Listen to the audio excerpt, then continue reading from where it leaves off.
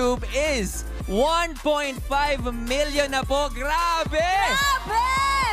We said record-breaking talaga. Iba talaga ang supporters ng Pinoy Big Brother Gen 11. Paolo Avellino spotted sa PBB Big Nights, kung saan ay hinihintay si Kim Chu na isa sa mga host ng Pinoy Big Brother. Ganito ka-caring, supportive at kamahal ni Paolo Avellino ang kanyang kasintahan na si Kim Chu, kung saan ay nakunan ito na nasa isang sulok, na naghihintay kay Kim Chu.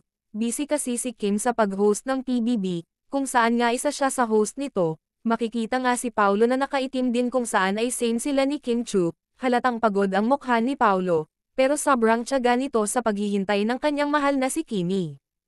Medyo malayo lang daw si Pao sa mga netizens na nanood ng Big Nights ng PBB, hindi gaanong mapapansin ito dahil na din sa sobrang dami ng tao, pero may isang netizens na nakakuha ng larawan ni Paolo Avellino, kung saan ay ngumiti ito.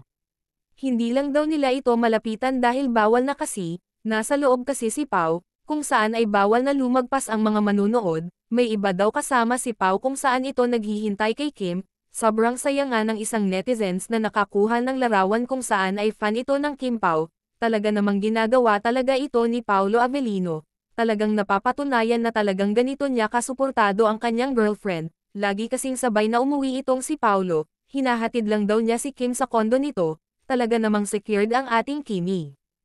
Kung mapapansin, ay nakasuot pa si Paolo Avellino ng suit kung saan ay kagagaling lang pala nito sa isang kasalan, kung saan ay dumaritso na ito sa pagsundo kay Kim Chu. Kaya naman pala mukhang pagod na.